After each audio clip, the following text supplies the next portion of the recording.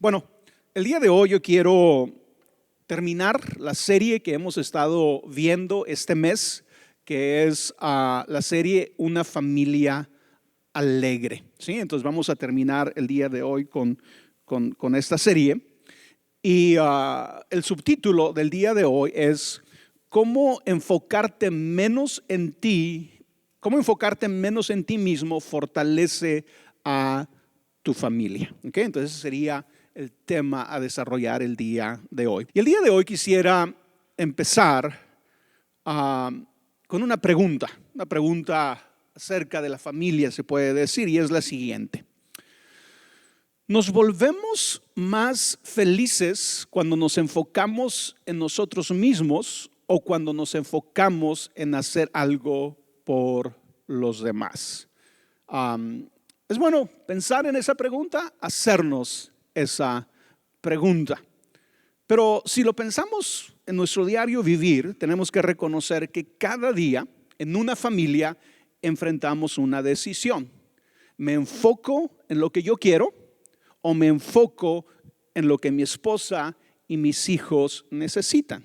En el caso de que no estés casado, te enfocas en lo que tus padres necesitan, tus hermanos, las personas cercanas a ti necesitan. Pero cuando estamos pensando en relación a esto, normalmente asumimos que si nos enfocamos en nosotros mismos, seremos más felices, ¿verdad? Eso es lo que nos vende la cultura, eso es lo que nos vende la televisión. Bueno, ya no tanto la televisión, ¿verdad? El internet, el TikTok, ¿verdad? Es que si nos enfocamos en nosotros mismos, vamos a ser más felices. Y que si nos enfocamos en los demás, sacrificamos nuestra felicidad. Esa es como la idea que se tiene allá fuera.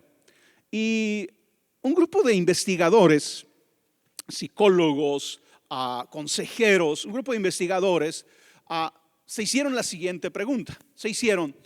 Ellos se preguntaron, ¿y si enfocarnos en los demás realmente nos hace más felices? El mundo cree esto, la gente cree esto, pero ¿qué tal si enfocarnos en los demás realmente nos hace más felices? ¿Sí? ¿Y qué tal si esto es especialmente cierto en las familias? ¿Qué podemos aprender de esto? ¿Qué deberíamos de reconocer de esto, de aceptar de esto? Así que estos grupos de investigadores hicieron un experimento al que lo llamaron 3 formas de vivir. Y en este experimento ellos tenían 263 personas que dividieron en 3 grupos. Okay, por un periodo de algún tiempo, no me recuerdo ahorita el tiempo, pero por un periodo de semanas, ellos dividieron a estas 263 personas en 3 grupos. Al grupo número 1 se le pidió hacer al menos una buena acción por otra persona cada día. Okay, entonces a este primer grupo, tú tienes que hacer una acción buena para alguien cada día. Puedes ayudar a alguien, puedes animar a alguien, puedes mostrar amabilidad, puedes hacer algo que beneficie a la otra persona. Cualquier cosa que beneficie a otra persona, hazlo. No solamente lo pienses, no solamente digas que tienes la intención, hazlo. Tienes que hacer una buena obra, una buena acción para otra persona cada día. Al grupo número 2 se le pidió tener solamente pensamientos positivos acerca de otras personas. ¿Ok? No tenían que hacer nada, ninguna acción, solamente tenían que tener pensamientos positivos acerca de otras personas. Podían orar por alguien, podían desear que a otro le vaya bien, podían pensar cuánto apreciaban y amaban a esa persona. ¿Sí? Ese era el grupo número 2. Al grupo número 3 se les pidió hacer algo positivo para sí mismos. Se iban a enfocar en ellos mismos. Podían comprarse algo, ¿sí? Esa ropa, esos zapatos, esa bicicleta, lo que quisieras, ¿verdad? Podían descansar, podían hacer algo que solo les beneficiara a ellos. ¿Ok? Entonces esos eran los 3 grupos y estas personas estuvieron haciendo esto por un periodo de tiempo. Ahora, aquí está lo interesante de este experimento. Es que los tres grupos experimentaron algunos beneficios, ¿verdad? Porque los tres ejemplos que estamos hablando, los tres son buenos. Hacer algo para bendecir, para ayudar a alguien, es bueno. Pensar cosas buenas acerca de los demás, es bueno. Hacer algo bueno para ti, es bueno, ¿sí? Así que los tres grupos, ¿sí?, experimentaron beneficios. Pero en general los resultados fueron claros. Los que ellos estaban buscando, acuérdate de la pregunta inicial, ¿será posible que seamos más felices si nos enfocamos en los demás en lugar de nosotros mismos? Y los resultados fueron claros. Las personas que sirvieron a otros experimentaron mayor bienestar. Las personas que sirvieron a otros, las personas que tuvieron una acción en beneficio de los demás, experimentaron mayor bienestar, mayor alegría. ¿Sí? Entonces, cuando tú haces algo, este es el resultado del experimento, ¿verdad? Cuando tú haces algo, ¿sí?, eso produce un mayor sentido de bienestar en ti que si solo piensas en hacer algo bien. Si solamente tienes buenos pensamientos acerca de otra persona, que eso es bueno, pero hacer algo todavía es superior. Y definitivamente el pensar en los demás, el servir a los demás, el ayudar a los demás, daba más resultados positivos que solamente pensar en nosotros mismos o hacer algo para nosotros mismos, ¿sí? Entonces estas personas que les pidieron que hicieran algo para los demás, reportaron que sentían como que su vida tenía mucho propósito, por ejemplo, y eso los hacía sentir bien. Experimentaron un mayor sentido de control, ¿verdad? No enfrentaban el día con dudas qué va a suceder, qué va a pasar, sino que sentían que ellos tenían el control porque sabían lo que iban a hacer en ese día. Ese día lo iban a usar para bendecir a otras personas. Experimentaron menos aislamiento, se sentían más conectados con las personas a su alrededor, ¿sí? Entonces, como conclusión, ¿verdad?, de este experimento, entendemos que enfocarte en ti mismo y más en los demás, enfocarte menos en ti mismo y más en los demás es lo que te va a hacer verdaderamente feliz, que va un poco en contra de lo que regularmente creemos. Enfocarme menos en mí y enfocarme en los demás es lo que verdaderamente me va a hacer feliz. Y obviamente es lo que va a hacer feliz a mi familia, ¿sí? Ahora, cuando yo pienso en esto me hizo recordar en la historia del Génesis, la historia de la caída. Y yo creo que el relato de la caída en Génesis nos muestra esta realidad. Cuando Eva miró el fruto, ¿verdad? Y recuerda la historia, ella ve el fruto y ve que era bueno para comer, que era agradable a los ojos y deseable para alcanzar sabiduría. Eso es lo que Eva, ¿verdad?, percibe y ve del fruto del árbol.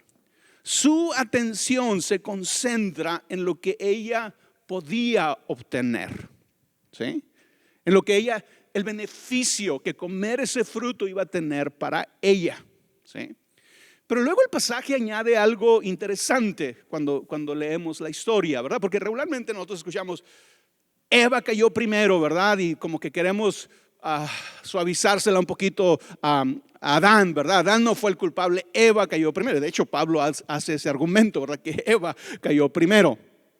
Pero fíjate esta parte de la escritura, porque dice la Biblia que Eva, después de que toma el fruto, ¿sí?, le da a Adán, y el pasaje dice, luego le dio a su esposo, que estaba con ella y también comió, ¿sí? Entonces tal vez esta inocencia que nosotros pensamos de Adán no es tan clara, ¿verdad?, en ese sentido, ¿sí?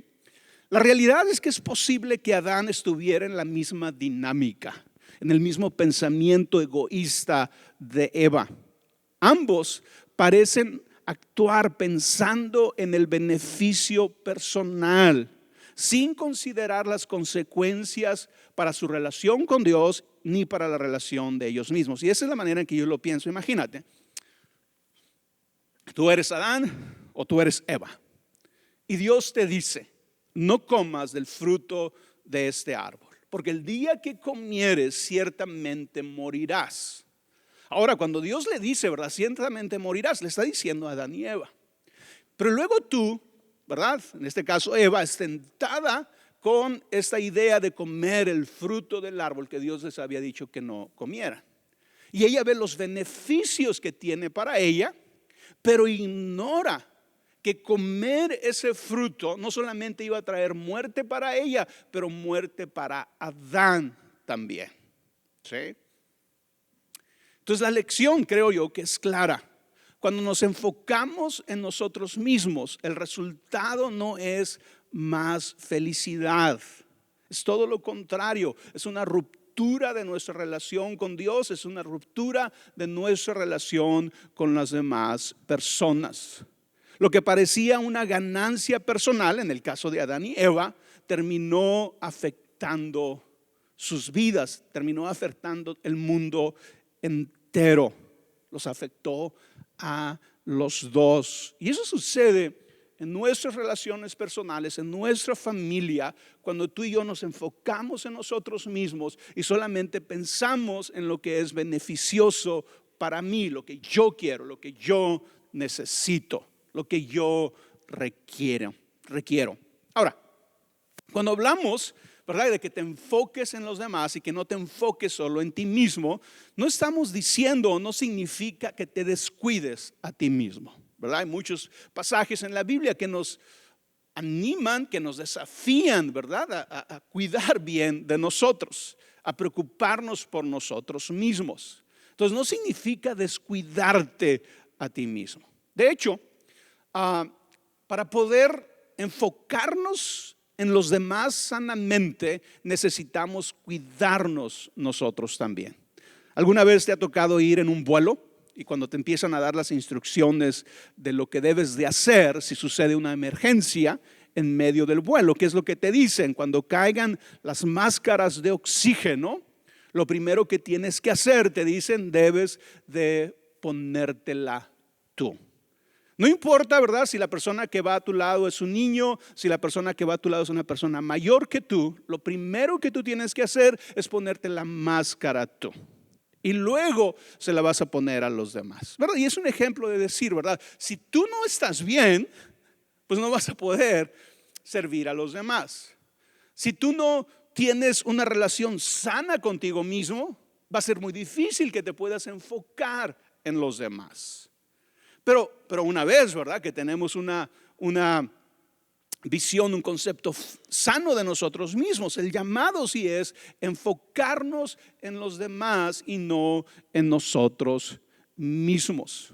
¿Sí? Entonces no significa que te descuides. De hecho, debemos de ver seriamente, ¿verdad?, y analizarnos cómo estoy. Hay algo que yo necesito, hay algo que yo he descuidado por mucho tiempo.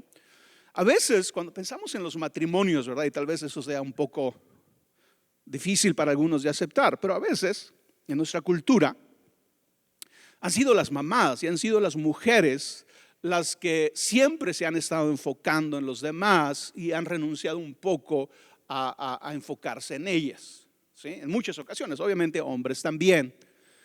Pero cuando queremos enfocarnos sanamente en los demás, necesitamos, como en el ejemplo de las máscaras de oxígeno, darnos cuenta qué me hace falta a mí, qué necesito sanar en mí para tener libertad de enfocarme en los demás. Una familia se vuelve más alegre, no cuando cada persona busca su propia felicidad, sino cuando cada persona busca el bien de los demás. Y yo creo que esto es tan básico, ¿verdad? Yo sé que no estoy enseñando nada nuevo, no estoy enseñando, como dicen, el hilo negro, ¿verdad? Pero se nos olvidan estas cosas tan básicas. A veces Tú crees y a veces creemos, ¿verdad?, que vamos a ser más felices en el matrimonio o en la familia si solamente nos enfocamos en nosotros, si todas mis necesidades son suplidas, si todo lo que yo quiero se hace, si todo lo que yo quiero es lo que dirige todo lo que va a suceder en nuestra familia. Pero la evidencia no está allí. La evidencia está en que si nos enfocamos en los demás, la alegría en nuestra familia va a crecer. Por eso Pablo, ¿verdad?, nos aconseja que no vivamos buscando cada uno sus propios intereses, sino los intereses de los demás. Imagínate cómo cambiaría nuestro matrimonio, cómo cambiaría nuestras familias si tú y yo realmente nos enfocáramos en los demás, en sus necesidades, en lo que tú y yo podemos hacer para bendecirlos, para levantarlos, para fortalecerlos, para ayudarles, y viceversa. Las otras personas estuvieran enfocados en lo que tú necesitas, para estar bien, para mejorar, para crecer. Todos saldríamos ganando, ¿verdad? Esa sería la fórmula en la que todos saldríamos ganando, ¿sí? Ahora, considerando todo esto, ¿verdad?, que acabo de decir, yo quiero hablarte de 3 hábitos que yo creo que son muy necesarios para que nuestras familias crezcan en alegría, ¿okay? Que están relacionados con todo esto que he hablado. Y la primera es muy obvia, ¿verdad?, porque viene de lo que estoy hablando, y es: reduce el enfoque en ti mismo. ¿Realmente quieres que tu familia experimente un cambio? ¿Realmente quieres que tu matrimonio experimente un cambio? Lo primero que tienes que hacer es reduce el enfoque en ti mismo. ¿Y por qué es importante esto? Porque es reducirlo, no lo puedes eliminar totalmente. Ahora tienes que pensar en ti mismo, tienes que preocuparte por ti, tienes que ponerte primero la máscara de oxígeno tú, ¿verdad? Pero sí lo puedes reducir. Especialmente si el problema ahorita está siendo que estás tan enfocado en ti. ¿Y qué es lo que sucede cuando nos enfocamos en nosotros? Cuando estamos enfocados, o cuando estás enfocado en ti mismo, piensas constantemente en tus propias necesidades. Esa es una de las evidencias de que tú te estás enfocando demasiado en ti o solo en ti. Es que siempre estás pensando en tus necesidades personales, ¿sí? Lo cual produce inestabilidad emocional. ¿Por qué? Porque tu paz depende de que esas necesidades sean satisfechas.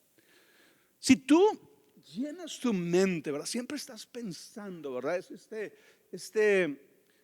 ese trabajo de estar pensando y pensando, tal vez con toda razón, pero estás constantemente pensando sobre tus necesidades personales. Eres parte de una familia, eres parte de un matrimonio, pero tú estás pensando sobre tus necesidades una y otra vez. No piensas tanto en las necesidades de tu cónyuge, no piensas tanto en las necesidades de tus hijos, estás pensando una y otra vez en tus propias necesidades. Cuando eso sucede, ¿sí?, eso crea en ti inestabilidad emocional, porque tu paz depende de que esas necesidades sean suplidas, y en ocasiones no lo son, ¿sí?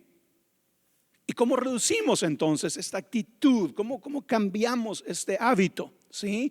Y es poniendo atención a las necesidades de los demás. Tú tienes que hacer conscientemente este cambio, especialmente si te descubres a ti mismo que ese es el patrón, que siempre estás pensando en tus propias necesidades. Es tomar la decisión de voltear a ver a las personas de tu casa, en tu matrimonio, y decir cuáles son sus necesidades. ¿De qué manera yo puedo ayudar? ¿De qué manera yo puedo hacer algo para que las necesidades de ellos sean suplidos? Y acuérdate, ¿verdad?, especialmente si estamos escuchando esto como familias, la actitud de la otra persona va a ser la misma para ti. Ella va a pensar, o él va a pensar en tus necesidades, cómo puedes suplir esas necesidades. Pero regularmente, ¿cómo somos, verdad? Si nos sentimos ignorados, si sentimos que alguien está ignorando nuestra necesidad, entonces correspondemos con la misma actitud. Pues tú no piensas en mi necesidad, pues yo tampoco voy a pensar en la tuya, ¿verdad? Regularmente actuamos de esa manera. Pero alguien tiene que tomar la iniciativa, alguien tiene que dar el primer paso. Tal vez tú ahorita estés en una situación en la que esa sea lo normal. Yo ignoro tus necesidades porque tú ignoras las mías. ¿Sí? Tus hijos ignoran tus necesidades porque tú ignoras las de ellos. Pero alguien tiene que tomar la iniciativa para romper ese ciclo. Y esa persona eres tú. Tú eres la persona que tienes que enfocarte en la necesidad de los demás para empezar un nuevo ciclo de vida en tu familia. ¿Sí? Y cuando estamos enfocados también en nosotros mismos, o cuando estás enfocado en ti mismo, te preocupas demasiado por cómo te ven los demás. Esa es otra señal de que tú puedes saber, ¿cómo sé que me estoy preocupando demasiado en mí mismo? Es si te preocupas demasiado por cómo te ven los demás. Sí, los de tu familia, pero en general, la gente en tu trabajo, en la calle, siempre estás preocupado, ¿verdad? ¿Cómo me veo? ¿Qué va a pensar la gente? ¿Qué va a decir la gente? A veces no haces cosas porque ¿qué van a decir? ¿Qué van a pensar? Si esa es una manera constante en la que tú vives, es porque estás enfocado demasiado en ti, y eso produce inseguridad en nosotros. Eso hace que las relaciones sean superficiales. Ahora, ¿cómo reducimos esa actitud? ¿Cómo reducimos ese hábito? Y es vivir con mayor libertad y autenticidad. Sé más libre, suéltate de esas cosas.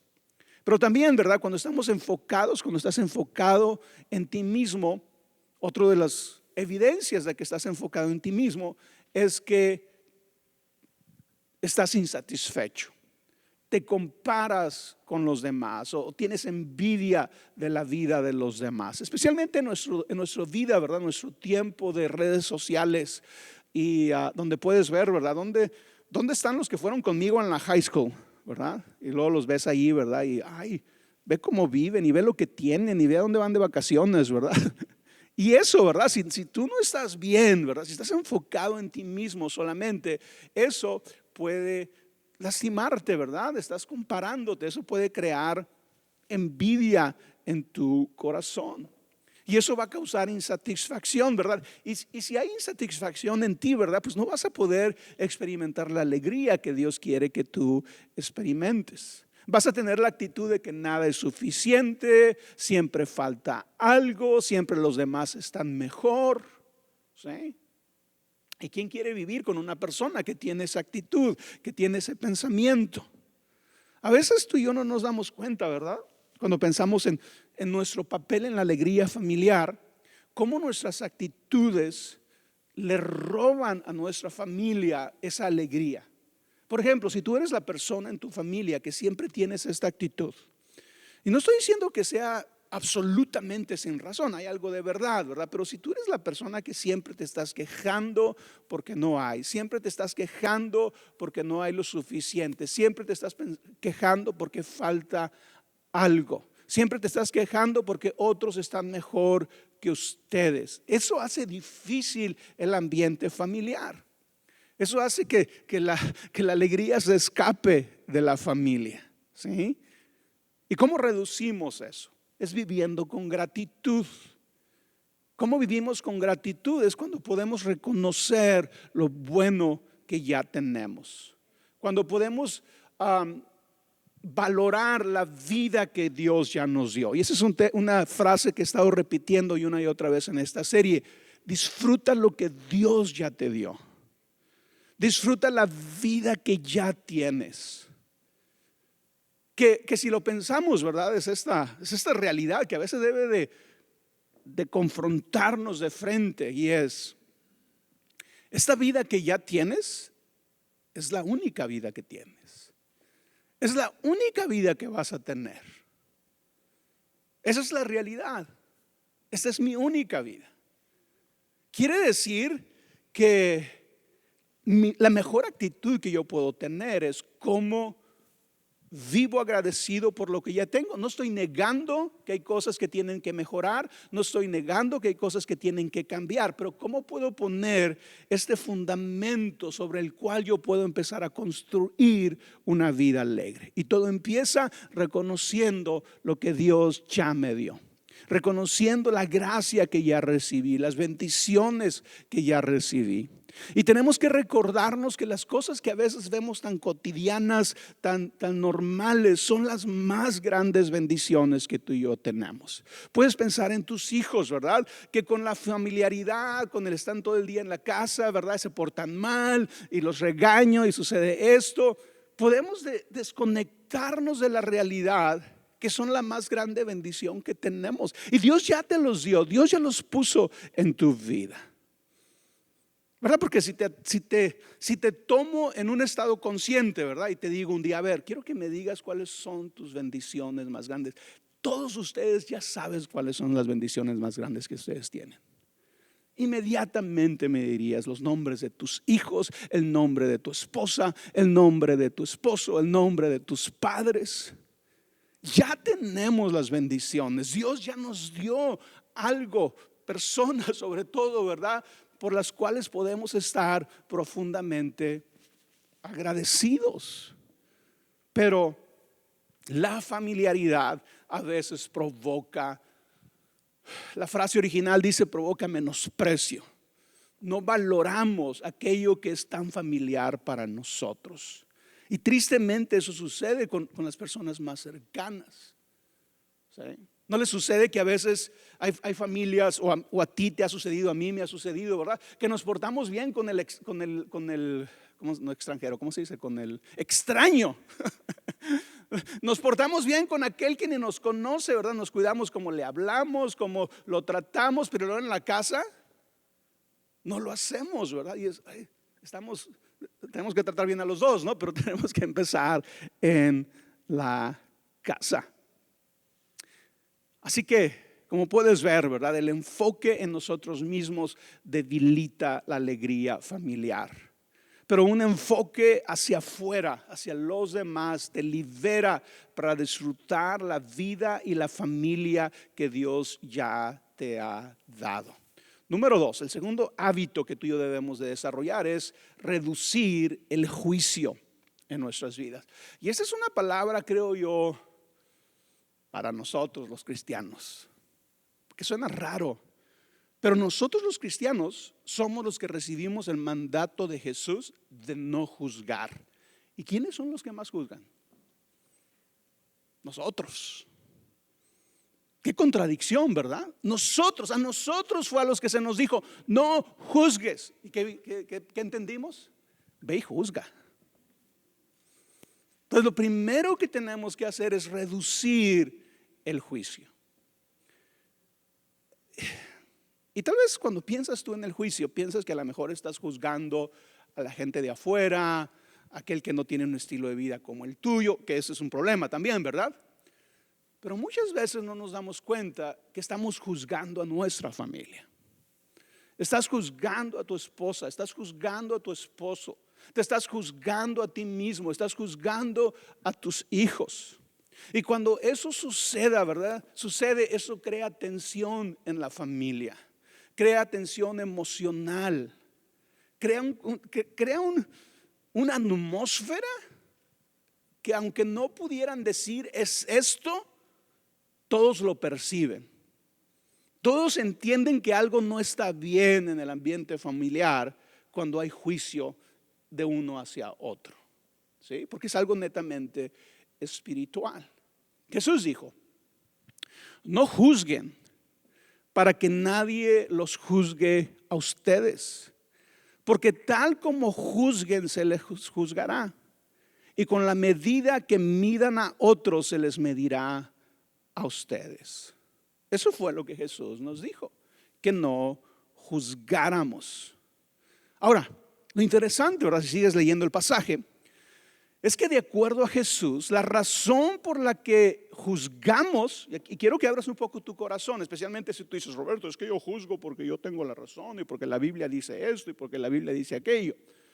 Según Jesús, la razón principal por la que tú y yo juzgamos constantemente a los demás es por nuestra incapacidad de reconocer nuestros propios errores. Wow. Esta tendencia que tú y yo tenemos de andar juzgando a los demás nace principalmente de nuestra incapacidad de reconocer nuestros propios errores. Ese es el pasaje donde Jesús, ¿verdad?, le dice a la gente: ¿por qué vas y quieres quitar ¿cómo dice el pasaje? En el ojo de tu, ¿el qué? No escucha nada. En el ojo, ¿verdad?, de la otra persona, cuando hay una viga en tu ojo, cuando el problema es más grande en ti que en la persona que estás juzgando. Ese es el contexto de ese pasaje, ¿sí? Y esa idea, ¿verdad?, no solamente se encuentra en la Biblia.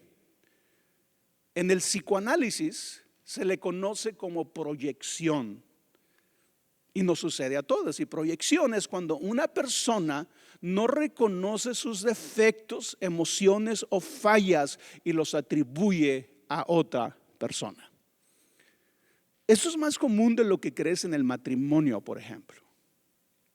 El esposo o la esposa se están culpando el uno al otro, se están juzgando al uno a otro de algo que realmente está en ellos, de algo que está en sus corazones. Es muy común, ¿verdad?, cuando escuchamos historias de hombres celosos, por ejemplo, ¿verdad?, de celos problemáticos, ¿verdad?, crónicos. Como muchos de estos hombres, ¿verdad?, que están constantemente celando a sus esposas, en realidad es que ellos tienen un problema, pero lo proyectan a la esposa, ¿sí? Y por eso tenemos que reducir el juicio en nuestra vida. Y especialmente en la familia, si tú te encuentras juzgando a tus hijos, juzgando a tu esposa, a tu esposo, reflexiona, porque no le está haciendo bien a tu familia. No le está haciendo bien a tu familia. Y ese es el gran problema. Hace poco alguien me preguntó, ¿qué significaba no juzgar? ¿Por qué Jesús nos pide que no juzguemos? Porque a veces pudiéramos pensar que Jesús nos está diciendo, tú no tienes la capacidad de decir si algo está bien o algo está mal. Y obviamente Jesús no está diciendo eso, ¿verdad? Tú puedes ver las acciones de alguien, las acciones de una cultura, las acciones de una persona o de un grupo de personas y decir, eso está bien y eso está mal, ¿verdad? Eso es sentido común, lo podemos hacer. Jesús nos está refiriendo a esa capacidad que tú y yo tenemos de decir esto está bien y esto está mal. Jesús se está refiriendo a la actitud humana de juzgar a alguien y al mismo tiempo condenarlo. Somos juez y parte, ¿sí? No solamente puedo discernir que lo que estás haciendo no es lo mejor, no está bien, pero te condeno. Empiezo a pensar que eres una mala persona, empiezo a pensar que tienes malas motivaciones, empiezo a pensar que hiciste esto por esto y me invento mi propia historia de por qué hiciste algo. Lo cual te pone a ti frente a mí en una posición vulnerable. ¿Por qué? Porque siempre te voy a estar viendo como la persona con el problema, siempre te voy a estar juzgando como la persona con el problema. Porque no solamente juzgué si algo estaba bien o si algo estaba mal, te condené al mismo tiempo. Ahora Jesús no dice juzguen y condenen, creo que en otro pasaje sí lo dice, pero se entiende que eso es lo que Jesús nos está diciendo, ¿sí? Así que en lugar de estar juzgando constantemente, de estar evaluando a los demás constantemente, ¿sí?, aprende a observar y aceptar las cosas. Ve a tus hijos y acéptalos. Ve a tu esposa y acéptala. Ve a tu esposo, acéptalo. Abraza la realidad de quienes son. Disfruta la realidad de quienes son. Esto va a producir paz dentro de ti y dentro del hogar. Y por último, cultiva el asombro. ¿Sabes qué? Esta idea de cultivar el asombro, creo que a veces podemos escuchar el concepto y suena un poquito impráctico, un poquito, ¿cómo se puede decir? filosófico, ¿verdad? ¿Cómo llevo esto a la realidad? ¿Verdad? ¿Cómo es esto de cultivar el asombro? Pero el asombro cambia nuestra atención de nosotros mismos hacia algo más grande que nosotros. Y para eso tú y yo tenemos que ser intencionales. Tenemos que decidir cultivar el asombro. Recuerden lo que les decía ahorita. A veces las bendiciones más grandes que tú tienes, no a veces, siempre, las bendiciones más grandes que tú tienes, ya las tienes, ¿verdad? Voy a redondear ahí. Ya las tienes, ya te rodean, ya están cerca de ti. Ahí están las bendiciones más grandes que tú tienes, pero no te están asombrando. Hay una desconexión que no permites que esas bendiciones te asombren de la gracia, del amor de Dios. Quiere decir que tenemos que ser intencionales para asombrarnos. Aquellos que estamos casados, ¿verdad? Piensa un poco en los años que tienes de casado. ¿Cuántos años vamos a cumplir, Pati y yo? 31, 31 años, ¿no? Imagínate, 31 años. Yo me estoy asombrando, fíjense. Eso es lo que tienen que hacer ustedes. Tenemos que asombrarnos, ¿verdad? Imagínate, yo tengo una esposa que ha estado 31 años conmigo, que conoce mis defectos, que conoce mis errores, que conoce mis fallas, pero que está conmigo. Ahora, lo mismo es verdad para ella, ¿eh?